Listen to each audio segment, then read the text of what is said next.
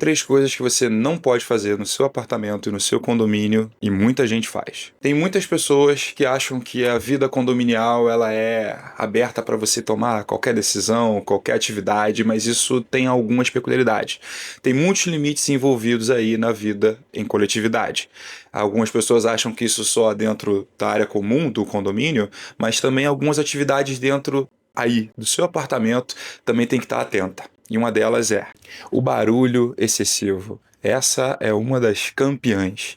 Muita gente acha que a limitação envolve apenas aquele horário. Até às 10 eu posso fazer o barulho que eu quiser, a hora que eu quiser, e não é bem assim. A lei é clara, o morador não pode usar a sua unidade de modo que prejudique a saúde, a segurança e o sossego dos seus vizinhos. E aqui vai um ponto importante: não existe um horário liberado para você fazer o barulho que quiser. Óbvio que é a sua unidade, você pode gozar e fluir dela da maneira que bem entender, mas lembra, dentro dos limites devidos. E o que isso significa? Que mesmo durante o horário permitido ou de algo que você esteja fazendo que não faça mal aos outros, existe a necessidade de você entender os limites e que se isso for feito de uma maneira excessiva, pode prejudicar. E aqui alguns exemplos comuns: som alto, festas frequentes, arrastar móveis, obra fora do horário.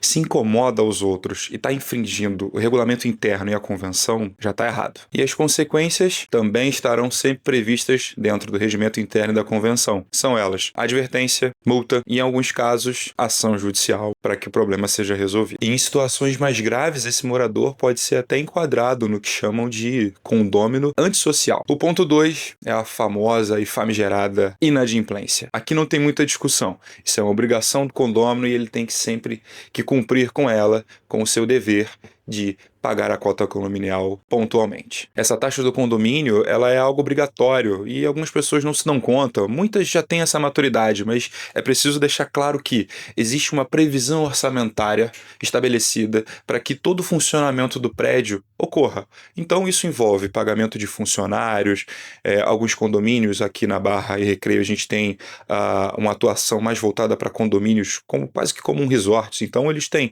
piscina, sauna, etc. Então, o funcionamento disso, de uma maneira perfeita, requer com que as contribuições e arrecadações sejam feitas pontualmente. E isso depende de você, condômino, pagar a sua cota condominial em dia e também depende de uma excelente gestão dos administradores, síndicos, todo o corpo diretivo em conjunto. Então, a inadimplência, como muitos pensam que é algo subjugado, não. Lembra da pior? Naquele momento em que todos os condôminos se reúnem em uma assembleia, montando a previsão orçamentária, ali é o momento chave. E a contribuição com cada valor de cada unidade é o que faz essa previsão orçamentária se cumprir e a vida do cotidiano do condomínio seguir e fluir da melhor maneira para você morar e morar muito bem. E um detalhe importante, a gente falou da parte boa, agora da parte ruim. A dívida condominial, ela pode inclusive ser levada à judicialização. O que isso significa? Se você ficou devendo, cobrado você vai ser. E não é só cobrado administrativa ou extrajudicialmente. Aí entra a parte judicial. E o que muitas pessoas subestimam, essa dívida ela pode, inclusive, trazer penhoras e levar o teu imóvel ao leilão. E um detalhe legal de frisar é que, diferente de alguns casos, a inadimplência ela dá causa a uma ação que, na verdade, não é uma ação de cobrança no rito comum, que vai debater, etc. Ela já vai começar da fase de execução. Então, a gente falou ainda há pouco aqui sobre os casos em que o barulho excessivo pode sim gerar uma ação, e nesse caso, seria um processo de conhecimento, apurar se de fato foi, se não foi, o horário, o que a convenção diz, o que o regimento diz, houve um contexto específico para que aquilo acontecesse. Diferentemente disso, a ação em relação à inadimplência, ela é uma ação de execução e ela tem um rito muito mais célere para justamente evitar que o devedor fique se valendo dessa inadimplência e virar um devedor quanto mais e priorize até o pagamento de outras dívidas. Tem gente que prefere pagar o cartão de crédito, as contas de consumo e vai deixando o condomínio de lado, e isso é prejudicial, porque você acaba fazendo com que o teu vizinho ou aquela coletividade de modo global acabe arcando com o débito de um devedor. E além dessas consequências, é importante lembrar, tá? Óbvio que cada convenção tem o seu critério, e aqui algumas penalidades e consequências que envolvem isso, além da ação judicial. A aplicação de multa de 2%, juros de 1%, correção monetária, aí em diversos índices, ou IGPM, ou IPCA, e eu estou falando aqui de modo global, mas cada convenção e cada regimento tem lá esse critério estabelecido, geralmente nas convenções e geralmente no campo das penalidades,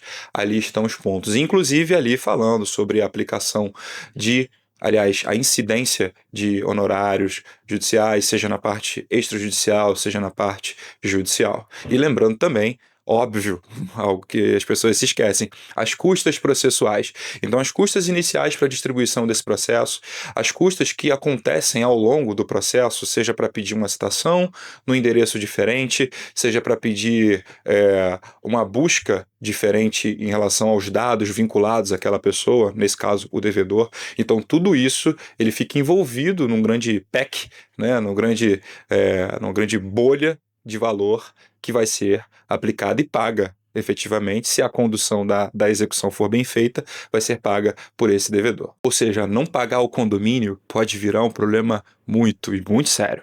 E o uso irregular do imóvel, esse é outro erro comum. E aqui eu confesso para vocês que algumas pessoas tentam até tirar vantagem disso, né? Entre muitas aspas. É óbvio, pessoal, se o imóvel tem fins residenciais deverão ser aplicados, e fins comerciais para fins comerciais. E o que isso impacta? Às vezes você acaba percebendo em que imóveis residenciais onde a pessoa reside, hoje em dia a gente tem muitos empreendedores por aí, e isso é ótimo, mas até o momento em que ele não invada e nem prejudique o cotidiano daquela comunidade.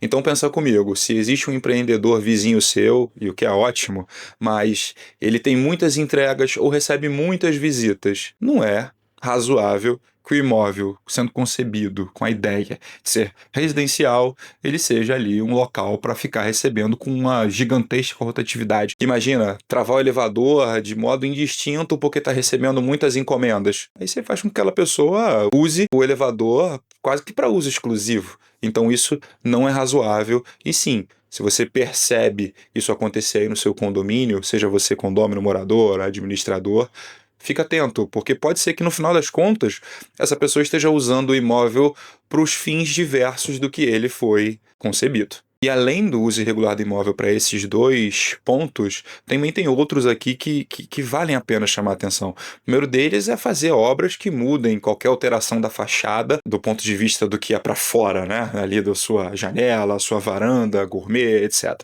Agora também você não pode fazer nenhuma obra que seja dentro, que não seja perceptível, mas que dentro dele você acabe mudando algo estrutural. Isso é muito sério. A gente já viu alguns vídeos que parecem memes de pessoas quebrando colunas e achando que aquilo, não, o imóvel é meu, assim eu comprei, assim eu quero fazer e tá tudo certo. Não, você pode estar colocando a saúde e segurança, aliás, você pode estar colocando a segurança de todos em risco. Então é dever seu, como condômino, não fazer essas atrocidades e também dever de você, gestor, administrador, de ter uma fiscalização contínua, atenta, para que essas coisas não passem despercebidas. E por fim, um ponto que está atual e causando muita dúvida em todo mundo, que é a questão do Airbnb. O Airbnb ele veio como algo positivo para fazer com que as pessoas tenham mais facilidade de usar o seu imóvel, né, das pessoas que compraram não com fim de moradia, mas para empreender também. Isso é legal, é muito legal. Mas se antes de fazer isso, fica atento à tua convenção. A gente já viu aqui alguns casos de pessoas que adquirem o seu imóvel já com esse fim. Tem o seu imóvel de moradia, etc., mas querem um para investir. E aí o que acontece? Compra o imóvel, vê a redondeza, acha que vai ser ótimo por conta de muitos eventos que acontecem ali e de repente descobre que existe uma vedação na convenção para a prática do Airbnb ou qualquer tipo de plataforma que faça locação. E aí começa a briga, né? Porque se você comprou, ou se mas a construtora me falou que podia, mas meu vizinho faz. Então tem muito, isso é um tema muito espinhoso, mas o que diz a regra ao todo, tá? Tem entendimento da STJ, etc., mas use sempre o regulamento debaixo do braço. Olha a convenção. seja para olhar a convenção antes de adquirir e olhe também a convenção se você já tem o imóvel, mas está pensando em fazer. Faça tudo de acordo com o que diz as regras do seu condomínio, que a convivência em coletividade, acho que ela vai fluir da melhor maneira e isso vai valorizar o seu imóvel no final das contas também. E falando sobre consequências, né? Todos esses tópicos que a gente elencou aqui sobre o uso irregular da unidade, eles têm consequências sim, né? Desde a mais gravosa, como o caso de uma ação, mas as iniciais, que precedem e devem sempre preceder esse ponto, que são as advertências, multas e principalmente um bom diálogo. Vai fazer com que as coisas se ajeitem e tudo flua. Bom, viver em condomínio é isso, pessoal. Existem muitos direitos, mas também existem muitos deveres. E ignorar isso costuma sair muito caro. E se você quer evitar esses tipos de problema, é preciso você estar atento sempre a essas três coisas: a lei, a convenção, o seu regimento interno. E a quarta e mais importante, segue o nosso canal, fica atento para as próximas dicas. A gente está agora fazendo uma grande batida de conteúdos que envolvem o cotidiano da vida condominial, e isso dos mais extremos. As coisas simples do dia a dia, que você sabe que passa e acha que não tem ninguém vendo, já aconteceu em outros condomínios, acredite, os problemas acabam se repetindo muito mais do que a gente percebe. Então, a última dica é a mais importante: segue, curte, compartilha, manda para alguém e aproveita e coloca aqui se faltou algum tema que você acha que é relevante, que você está passando, a gente vai abordar ele aqui com muito carinho. Até a próxima.